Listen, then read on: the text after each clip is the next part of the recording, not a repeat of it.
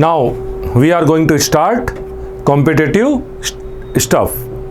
ठीक है, आइए क्वेश्चन नंबर 1 देखते हैं। Detergent and salts, detergents are salts of, एक होता है सोप, सोडियम स्टीराइट C17H35 COONA, आपने देखा हुआ है।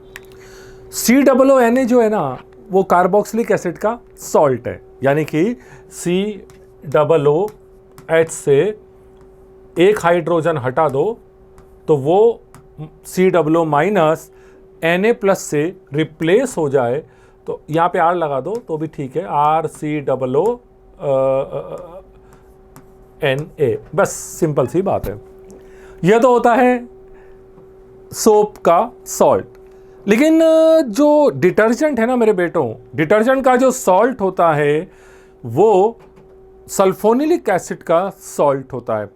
तो वो सल्फोनिक एसिड जो होता है वो स्ट्रॉन्ग एसिड होता है और NaOH स्ट्रॉन्ग बेस होता है। तो जब ये दोनों आपस में कंबाइंड होते हैं तो जो सॉल्ट होता है वो स्ट्रॉन्ग एसिड और स्ट्रॉन्ग बेस का सॉल्ट होता है। बस इतना सा याद रख लीजिए कि सल्फोनिक एसिड को लेके ज़्यादा परेशान होने की ज़रूरत नहीं, वो आगे नॉमेनक्लेचर में आपको पढ़ा दिया जाएगा। बट हाल फिलहाल इतना याद रखो कि COONA सोप के लिए होता है और सल्फोनिक एसिड जो होता है वो स्ट्रॉन्ग एसिड और स्ट्रॉन्ग बेस का सॉल्ट होता है, क्योंकि सल्फोनिक एसिड स्ट्रॉन्ग एसिड होता है। क्लियर? ओके देन, बात समझ में आई। Next, in the presence of concentrated sulphuric acid, acetic acid reacts with alcohol. आप ही सोचिए कि एसिटिक एसिड, एक मिनट रुको, ये एसिटिक एसिड है और ये एल्कोहल है। एसिटिक एसिड है और ये एल्कोहल है। अगर एल्कोहल को इसकी जगह आप डायरेक्ट खाली जनरल फॉर्मूला लिखना चाहो तो वो ROH होता है। ठीक है, यहां पे आपने बीच में लगा दिया, या मतलब जो रिएक्शन हो रही है ये किसकी प्रेजेंस में हो रही है? H2SO4, वो भी कंसंट्रेटेड H2SO4 जहां भी आ गया तो समझ लेना कि कंसंट्रेटेड H2SO4 का एक ही काम है, ये वाटर रिलीज कर देते हैं। वाटर रिलीज कर देते हैं का मतलब क्या हुआ? ये पानी निकाल देते हैं, यानी डिहाइड्रेशन करते हैं। यानी कंसंट्रेटेड H2SO4 डिहाइड्रेटिंग एजेंट है। समझ में आई बात? अब ये यहां पानी कैसे निकालेगा? आइए, डिहाइड्रेशन कैसे करेगा आइए समझते हैं। देखिए मेरे बेटों, ये हाइड्रोजन और ये OH या ये OH कोई भी आप ले लीजिए, कोई दिक्कत वाली, आपकी बुक में जो एस्ट्रिफिकेशन है ना वही है, टेंशन मत लो। तो CH3COO, ये H2O तो निकल गया, मैं यहीं लिख देता हूं -H2O, और ये बन गया C2H5। C2H5 लिखो तो C2H5 लिखो, NCERT के अकॉर्डिंग। R लिखो तो R लिखो, कोई सा भी एल्काइल ग्रुप आप इसमें यूज कर सकते हैं। ऐसा कोई बहुत बड़ी बात नहीं है। समझ में आई ना बात? तो RCOOR क्लियर हो गया? बात समझ में आई? मेरी बात समझ में आ रही है ना? इसको बोलते हैं एस्टर। तो क्या प्रोडक्ट बनेगा? प्रोडक्ट बनेगा मेरे बेटों, product will be formed ester. I don't think इसमें कोई डाउट होना चाहिए। क्लियर हो गया ना? एसिड और एल्कोहल जब भी रिएक्ट करेंगे तो you will get ester. Fullerene and allotrope of carbon contains. देखो भाई, फुलरीन जो भी होता है एक वो होता है फुटबॉल जैसा शेप का होता है, एलोट्रोप है कार्बन का, उसमें कार्बन कार्बन कार्बन मिल करके कंपाउंड बनाते हैं। तो 12 तो 5 मेंबर्ड रिंग होते हैं और 26 मेंबर्ड रिंग होते हैं। तो वो फुलरीन का स्ट्रक्चर है, इसको आप याद रख लीजिएगा। फुलरीन इसी तरह से होता है। ठीक है, कोई दिक्कत तो नहीं है? नाउ तो इसका आंसर होगा 3। What is IUPAC name of the following compound? इसका बहुत ही सिंपल नाम है, 3 कार्बन है और OH है। OH का मतलब होता है एल्कोहल और एल्कोहल का सफिक्स होता है ओल। एल्कोहल का सफिक्स होता है ओल। ओल के पहले लगाओ वर्ड रूट। वर्ड रूट हमने आपको बताया कितने कार्बन हैं, तो 3 कार्बन है, तो नाम होगा प्रोपेनोल। प्रोपेनोल बोलो, प्रोपेन 1 ओल बोलो, क्योंकि ये 1 पोजीशन पे लगा है तो प्रोपेनोल। यहां लगा होता तो प्रोपेन 2 ओल या 2 प्रोपेनोल, तो इसका आंसर होगा प्रोपेन 1 ओल। बात समझ में आई? The action of cleansing of oily dirt with soap is based on, देखो भाई 2 तरह का क्लेंजिंग एक्शन होता है। एक होता है हाइड्रोफोबिक और दूसरा होता है हाइड्रोफिलिक। क्लियर हो गया? हाइड्रोफोबिक और हाइड्रोफिलिक दोनों चीजों को ध्यान से समझना है, ध्यान से समझना है। क्या होता है कि अगर कोई साबुन है, मैं आपको समझाने की कोशिश करता हूं, तो उस साबुन में एक तो ये कार्बन चेन होती है, हाइड्रोकार्बन चेन होती है, और लास्ट वाला जो पार्ट है ये आयनिक पार्ट होता है, ये पॉजिटिव और नेगेटिव। तो जो वाटर में सॉल्यूबल सब्सटेंस है वो यही होता है साबुन का या डिटर्जेंट का, और ये वाला पार्ट जो है ना ये पानी में सॉल्यूबल नहीं होता।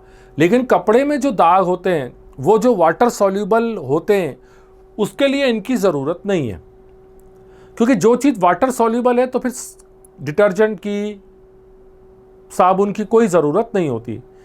लेकिन जो पार्ट वाटर सॉल्यूबल नहीं है, जैसे ऑयल है, ग्रीस है, तो वो इसमें डिसॉल्व होता है, लाइक डिसॉल्व्स लाइक। बात समझ में आई? तो साइंटिस्ट ने इस पे रिसर्च करके ये कहा कि भाई oily dirt with soap is based on, तो भैया दोनों पे ही डिपेंड होती है, हाइड्रोफोबिक हो चाहे हाइड्रोफिलिक हो। प्रॉब्लम है कि वो वाटर में सॉल्यूबल, वो इसमें इस वाले पार्ट में डिसॉल्व होगी और फिर वाटर में अलग हो जाएगी। तो डर्ट को कपड़े से या किसी भी पार्ट से रिमूव करने के लिए हमें दोनों की प्रेजेंस होना जरूरी है। कहने का मतलब ये बात समझ में आ रही है? Now question 6, which of the following is represented by general formula CnH2n+2O। देखो बेटा, अब CnH2n+2O किसका होगा ये अपने को देखना पड़ेगा। तो सबसे पहले काम करते हैं, n बराबर 1 रख लेते हैं। C एल्कोहल एंड एल्कोहल भी है, ईथर भी है। ईथर के लिए मिनिमम 2 कार्बन चाहिए, ऐसा करते हैं n बराबर 2 रख लेते हैं। C2H2 2 या 4 और 2 6O, C2H6O। ठीक, अब इसका स्ट्रक्चर बनाते हैं। 1 कार्बन, 2 कार्बन, ये CH3 1 2 3 4, CH2 1 2 3 4, 3 हाइड्रोजन, 2 हाइड्रोजन, 5, 1 बचा OH। समझ गए? एल्कोहल तो बन ही सकता है, एल्कोहल तो बन ही सकता है, लेकिन क्या इसी मॉलिक्यूलर फॉर्मूले से दूसरा कोई आइसोमर प्रेजेंट मतलब पॉसिबल है?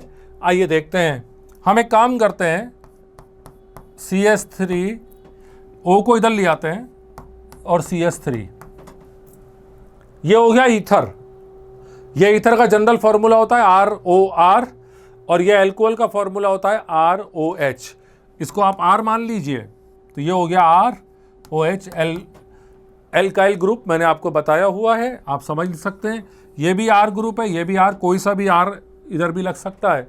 तो आंसर जो इसका आना चाहिए वो आएगा both alcohols and ether. Next, which of the following series represents only unsaturated hydrocarbon.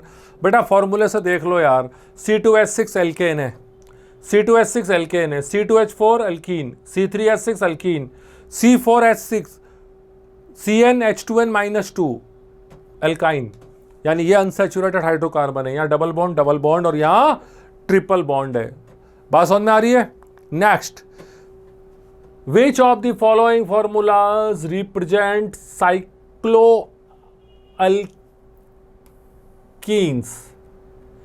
साइक्लोएल्कीन्स।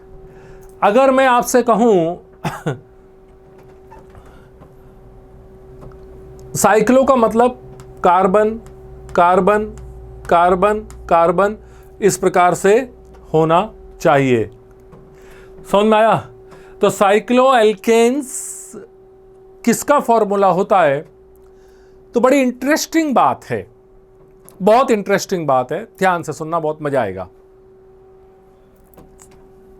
CnH2n, it is the formula of alkene. यह एल्कीन का फॉर्मूला होता है। मान लो मैं यहां पे 3 रख दूं तो C3H6 होगा, C3H6 होगा। ठीक, एक थ्योरी है, समझ लेना, 11th में बहुत काम आएगी। अभी इतना सा समझ लो, बहुत काम आएगा। C3H6 लिखना है तो देखिए 1 2 3, ये 3 डबल बॉन्ड, यहां पे एक हाइड्रोजन और यहां 2 हाइड्रोजन, तो 3 और 1 4 और 2 6, यानी C3H6 बनेगा। समझ में आ गई बात?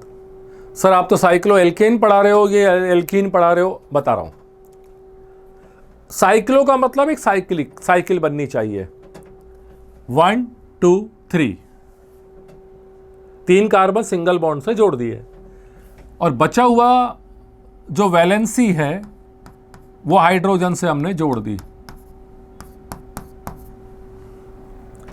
CH2 CH2 CH2 CH2, बात समझ में आ रही है? तो इसका नाम हुआ साइक्लोप्रोपेन।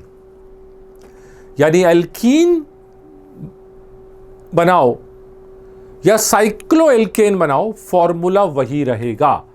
आसान शब्दों में अल्कीन का एक आइसोमर साइक्लोएल्केन भी हो सकता है। बात समझ में आई? बात समझ में आई? तो इसका जो आंसर होगा वो ये होगा C6H12। क्लियर हो गया? Now which of the following is not a straight chain hydrocarbon. Straight chain hydrocarbon का मतलब ये होता है कि आप चेन ब्रेक नहीं होनी चाहिए। ये देख लो, ये carbon carbon carbon carbon carbon, ये लंबी चेन हो गई। ये लंबी चेन यहां से शुरू हुई, यहां से खत्म हो गई, ये सीधी चेन है। यहां पर ये बीच में ब्रांच है जो कि लंबी चेन नहीं है, ब्रांच आ गई है। बात समझ में आई? Next, 1 mole of hydrocarbon X, 1 mole of hydrocarbon X, 1 mole है, undergoes complete saturation with 1 mole of hydrogen. हाँ, यानी कि अनसैचुरेटेड हाइड्रोकार्बन है 1 मोल, वो एल्कीन है कि अल्काइन है वो बाद में बात करेंगे। और 1 मोल हाइड्रोजन यानी एक H2, यानी यहां जो भी हाइड्रोकार्बन है यहां पे लिख दो H2, ये तो सिंगल है, with 1 mole of hydrogen in the presence of heated catalyst. जो भी कैटलिस्ट है उसको गर्म किया और कैटलिस्ट की फॉर्म में हमने ले लिया। What would be the formula of x? अब देखो, 1 मोल हाइड्रोकार्बन का मतलब हुआ कि डबल बॉन्ड है, कोई कार्बन है उसमें डबल बॉन्ड है। क्योंकि अगर ट्रिपल बॉन्ड होता तो हाइड्रोजन 4 एटम चाहिए थे और 1 मोल हाइड्रोजन में 2 एटम चाहिए, तो इसका मतलब डबल बॉन्ड वाला ही, यानी वो एल्कीन होना चाहिए। अब एल्कीन कौन सा होगा? ये तो हो ही नहीं सकता एल्केन, ये अल्काइन है, ये एल्कीन है और ये एल्केन है। फॉर्मूला पकड़ो तो अल्कीन एक ही दिख रहा है, तो आंसर होगा 3rd। बात समझ में आई? Next, which of the following are isomers? Isomer tension नहीं लेना, सिर्फ फॉर्मूला चेक कर लो, फॉर्मूला सेम होना चाहिए। Butane isobutane, ethane ethene, ethane और इथीन का फॉर्मूला सेम नहीं हो सकता, क्योंकि इथेन का होता है C2H6 और इथीन का होता है C2H4, तो ये आइसोमर नहीं हो सकते। प्रोपेन प्रोपाइन ये भी नहीं हो सकता। ब्यूटेन आइसोब्यूटेन, ये भी नहीं हो, ये हो सकता है ब्यूटेन आइसोब्यूटीन, ये इन है, ये एन है। और ब्यूटेन चाहे आइसोब्यूटेन, नंबर ऑफ कार्बन 4 ही रहेंगे। नहीं समझते, समझा देता हूं। 1 2 3 4 ये है ब्यूटेन, 1 2 3 4 और ये कार्बन लगा, ये है आइसोब्यूटेन। बात समझ में आई? फॉर्मूला ये है आइसोब्यूटेन, आइसो 1 2 3 फॉर्मूला वही, स्ट्रक्चर नहीं। तो ये रिश्ता क्या कहलाता है? आइसोमर्स। ये दोनों का रिश्ता क्या है? आइसोमर्स है। कॉमन सेंस की बात है, कौन सा आंसर होगा? 4। बात समझ में आई? Next, which of the following है shortest carbon carbon bond length? जितने ज्यादा बॉन्ड उतनी बॉन्ड लेंथ छोटी। मान लो सिंगल कार्बन बॉन्ड लेंथ ज्यादा, डबल कार्बन बॉन्ड लेंथ थोड़ी कम, ट्रिपल कार्बन बॉन्ड लेंथ बहुत कम। ट्रिपल कार्बन किसमें है भाई? ट्रिपल बॉन्ड किसमें है? I repeat, single bond bond length ज्यादा, डबल बॉन्ड बॉन्ड लेंथ कम और ट्रिपल बॉन्ड बॉन्ड लेंथ सबसे कम। ट्रिपल बॉन्ड किसमें होगा? एल्काइन में। एल्काइन का फॉर्मूला CnH2n-2 C2H2, तो C2H2 का मतलब एल्काइन होगा, एल्काइन CnH2n-2, तो आंसर होगा 1। Next, which of the following may be an isomer of aldehyde? Aldehyde having the general formula CnH2nO। देखो जी, बड़ा अच्छा सवाल है, पर घुमाव देकर के इन्होंने सवाल पूछा है। ये यूं पूछ रहे हैं आसान शब्दों में कि अगर मान लीजिए आपके पास एक एल्डिहाइड है, जैसे मान लो उसका 2 कार्बन पकड़ के चलते हैं या 3 कार्बन पकड़ के चलते हैं, क्योंकि एल्कोहल, ईथर में 2 कार्बन चाहिए, एस्टर में भी कम से कम 3 कार्बन चाहिए और कीटोन में भी मिनिमम 3 कार्बन चाहिए, मैंने आपको बताया है। तो आप एक काम करो, 3 कार्बन इसमें बना लो, C3H6O,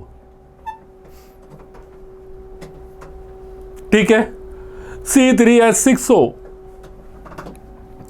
एक कार्बन, दूसरा कार्बन, तीसरा कार्बन, हाइड्रोजन लगा दो, 3 और 2 5, 1 बचा 6। ऑक्सीजन एक ही है, ये डबल बॉन्ड और ये H लगा दो, CH3CH2CHO। क्लियर हो गया? ये हो गया एल्डिहाइड। अब आप बोलेंगे कि सर आपने 3 कार्बन क्यों लिए? तो मैं आपको बता दूं, ऑप्शन में कीटोन भी है। अगर कीटोन आंसर हुआ तो एस्टर है, अगर एस्टर आंसर हुआ तो अपन कोई रिस्क नहीं लेता, अपन तो ज्यादा कार्बन का, 4 कार्बन का ले लो, 5 कार्बन का ले लो, कोई ऑब्जेक्शन नहीं है। आई रिपीट, 4 से 5 कार्बन का भी ले सकते हो, कोई ऑब्जेक्शन नहीं है। अब ध्यान से समझना, एल्कोहल, क्या इससे एल्कोहल बन सकता है? नहीं, नहीं बनेगा, हाइड्रोजन कम पड़ रहा है। ईथर बन सकता है? नहीं, हाइड्रोजन कम पड़ रहा है। एस्टर बन सकता है? नहीं। क्या कीटोन बन सकता है? हां। क्यों? क्योंकि कीटोन का जो फंक्शनल ग्रुप है वो ये होता है, तो CH3 C double bond O और CH3, ये C double bond O carbon को उठा के इधर ले आया और कुछ नहीं किया। बात समझ में आ रही है कि नहीं आ रही? तो फंक्शनल ग्रुप देख करके पहचान लो। वैसे आप याद भी कर सकते हो कि एल्डिहाइड है तो कीटोन ही उसका आइसोमर होगा, वो आगे आपके आ जाएगा धीरे धीरे। अभी उसको ज़्यादा लोड मत लो, बस बेसिक इंफॉर्मेशन इतनी, जैसे जैसे क्वेश्चन में जो चीज़ आती जा रही है उसको याद करते चलो, तो भी तुम्हें फायदा रहेगा। आप बस उसको याद करने का काम करिए। Next, IUPAC name of the first member of the homologous series of ketone. Ketone का जो पहला मेंबर है 3 कार्बन का होता है और उसका नाम होता है प्रोपेनोन। तो इसका नाम होता है बेटों प्रोपेनोन। बात समझ में आई? कोई दिक्कत तो नहीं है? Next, an alkyne has 4 hydrogen atom. Alkyne has 4 hydrogen atom. What will be the number of carbon atoms in it? Mathematics का सवाल है, मैथमेटिक्स का सवाल है। बताऊं कैसे? CnH2n-2, ठीक है। यहाँ केमिस्ट्री नहीं लग रही, यहाँ मैथमेटिक्स लग रही है। अब वो बोल रहे हैं 4 हाइड्रोजन एटम है, इसका मतलब ये हुआ कि CnH4 होगा। अगर H4 होगा तो N कितना होगा पता नहीं। यहाँ पे N बराबर कितना रखें कि 4 आ जाए? अरे यहां 4 आ जाए तो N बराबर क्या रखें?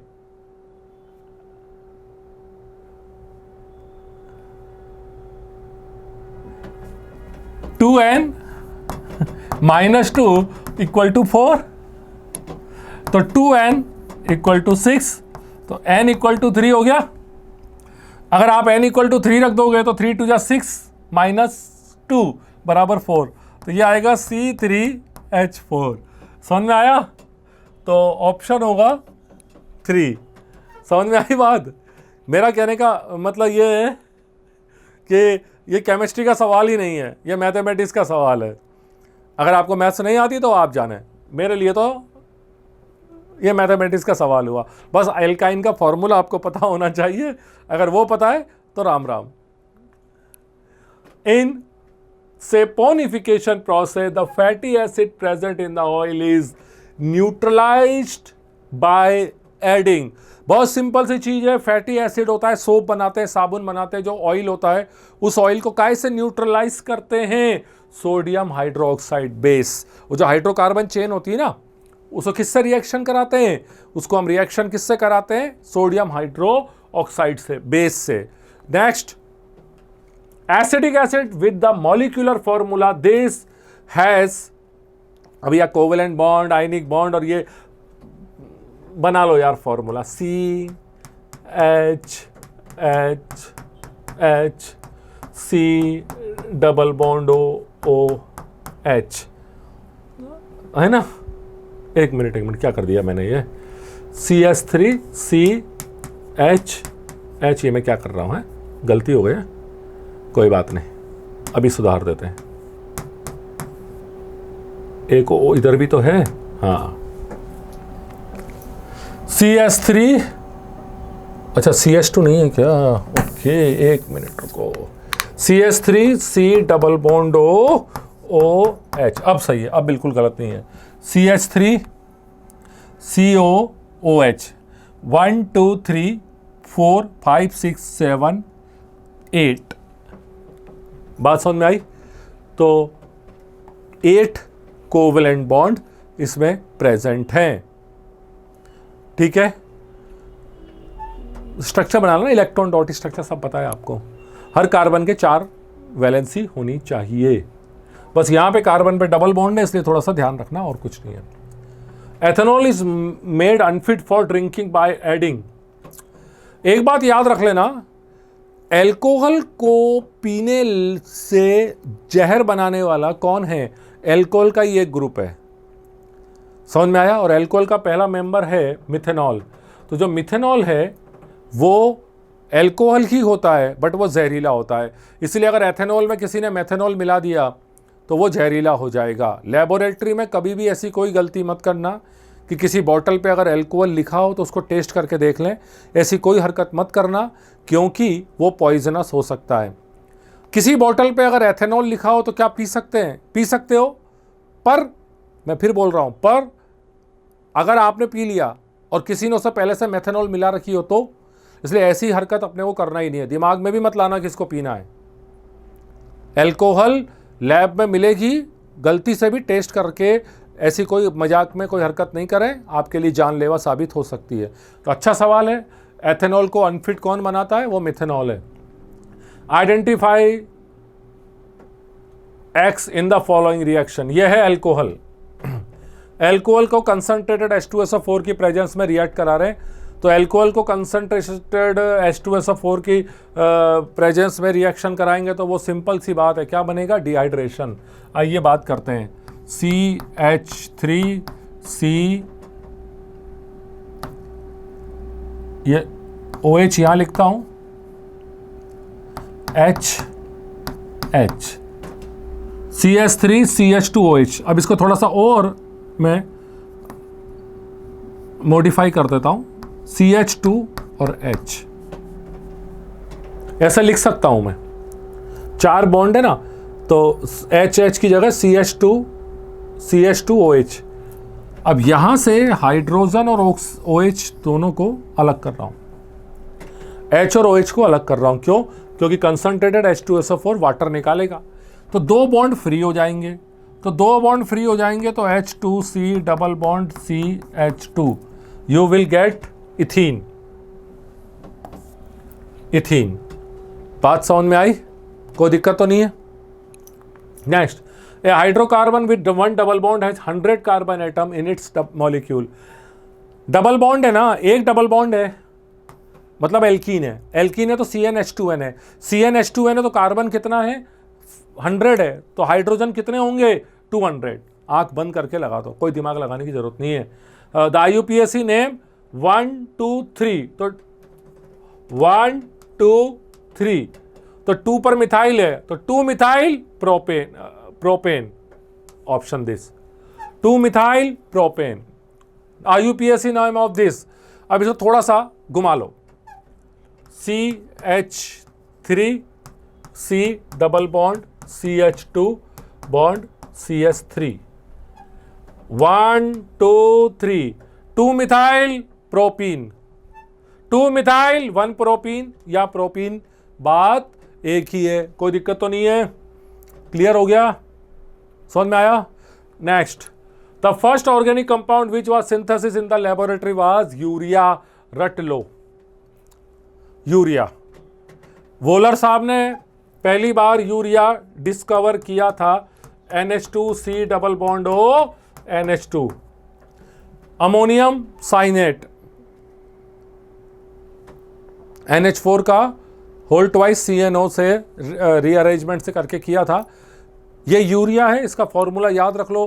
पहले ऐसा माना जाता था कि ऑर्गेनिक कंपाउंड सिर्फ ह्यूमन बींग्स में होते हैं या फिर नेचर ही देता है, आप उसको लैब में बना नहीं सकते। लेकिन वोलर साहब ने पहली बार यूरिया लैब में बनाया था। तो first organic compound prepared in laboratory was urea. Next, ये असर्शन रीजनिंग है बेटा। असर्शन रीजनिंग में क्या होता है कि आपको अच्छे से पढ़ना होता है एक स्टेटमेंट, उस स्टेटमेंट का रीजन दिया होता है, आपको चेक करना पड़ेगा कि ये स्टेटमेंट और ये रीजन एक दूसरे से मैच खाते हैं कि नहीं, अर्थात ये जो रीजन है वो इस स्टेटमेंट को एक्सप्लेन कर रहा है कि नहीं। अगर मान लीजिए नहीं कर रहा है तो आपको उसके अकॉर्डिंग रिप्लाई करना है। जैसे assertion, graphite is chemically more reactive than diamond. सही है कि graphite is chemically more reactive than diamond, ये बात सही है। Diamond is very hard but graphite is soft, ये भी सही है कि डायमंड हार्ड है पर ग्रेफाइट सॉफ्ट है। लेकिन ग्रेफाइट केमिकली इसलिए रिएक्टिव है कि वो सॉफ्ट है, या डायमंड इसलिए इनएक्टिव है क्योंकि वो हार्ड है, तो ये गलत है। यानी कि ये दोनों करेक्ट तो हैं। अब ऑप्शन चूज करते हैं, ए करें कि बी करें, सी करें कि जो भी है। तो if the assertion as well as reason are correct and the reason is the correct explanation of the assertion. If the assertion as well as the reason are correct but reason is not the correct explanation of the assertion, मुझे यही चीज सही लग रही है क्योंकि दोनों का दोनों स्टेटमेंट सही है, लेकिन दोनों स्टेटमेंट सही है लेकिन रीजन असर्शन को एक्सप्लेन नहीं कर रहा है, तो मेरे हिसाब से second option is correct. IUPAC name of isopentane, isopentane, इसको आइसो ग्रुप बोलते हैं। 3 कार्बन ऐसे जुड़ जाए तो आइसो, और फिर यहां पे जो भी जोड़ दो तो 1 2 3 4 5, नाम आइसोपेंटेन। तो आइसोपेंटेन है तो आइसोपेंटेन का जो IUPAC नेम है वो आप क्या लिखेंगे?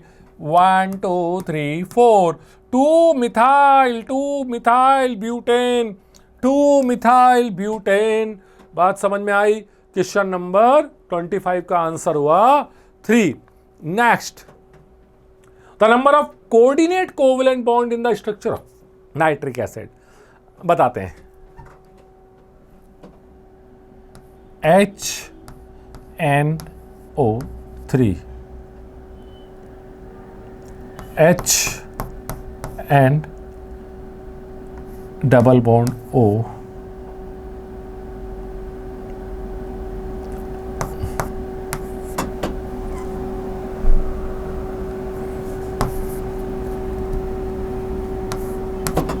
ऐसा समझो